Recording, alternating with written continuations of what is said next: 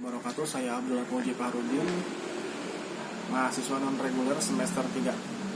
Saya akan mereview hukum pidana lanjutan pertemuan ke-7 yang didoseni oleh Profesor Dr. Hajah Heni Nuraini SHMH dan tidak lupa asistennya Dr. Muhammad Rendi SHMH.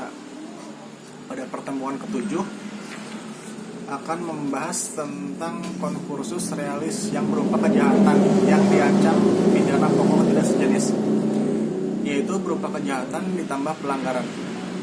Menurut pasal 66 KUHP, untuk semua jenis ancaman pidana, tiap-tiap kejahatan dijatuhkan, tetapi jumlahnya tidak boleh melebihi maksimum pidana terberat. Ditambah sepertiganya. Sistem ini disebut kumulasi yang diperlunak atau diperingan.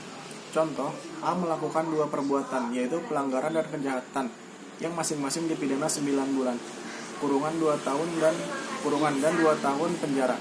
Dalam hal ini, semua jenis pidana kurungan dan penjara harus dijatuhkan. Adapun maksimumnya adalah 2 tahun ditambah sepertiga dikali 2 tahun sama dengan 2 tahun 8 bulan, sama dengan 32 bulan. Jadi, pidana yang dijatuhkan adalah bukan jumlah keseluruhan 9 bulan ditambah 2 tahun, sama dengan 2 tahun 9 bulan, sama dengan 33 bulan.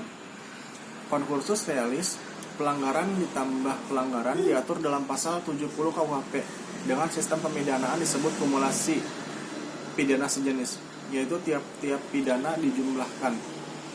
Contoh, A melakukan 2 pelanggaran yang masing-masing diancam pidana kurungan 6 bulan dan 9 bulan. Maka seharusnya maksimum pidananya adalah 6 ditambah 9 sama dengan 15 bulan.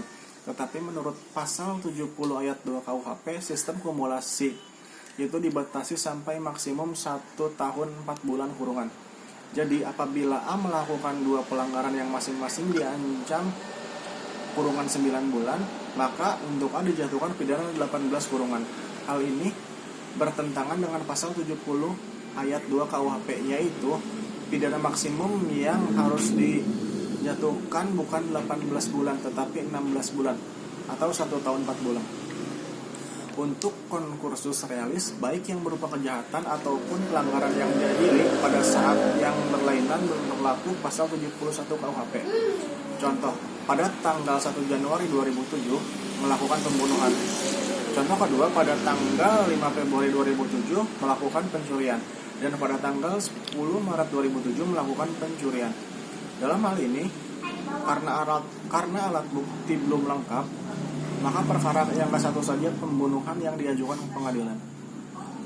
Terhadap kasus ini, hakim harus berpedoman pada pasal 71 KUHP, yaitu dalam perkara ke-1, jika hakim sudah memutus pidana terberat ditambah 1/3, maka untuk perkara selanjutnya hakim hanya memutus atau menjatuhkan vonis dengan putusan bersalah saja. Tetapi apabila dalam perkara ke-1 hakim belum menjatuhkan pidana terberat ditambah 1/3-nya, vonis kedua dapat dijatuhkan pidana terberat ditambah 1/3-nya. Mungkin sekian dari saya. Assalamualaikum warahmatullahi wabarakatuh.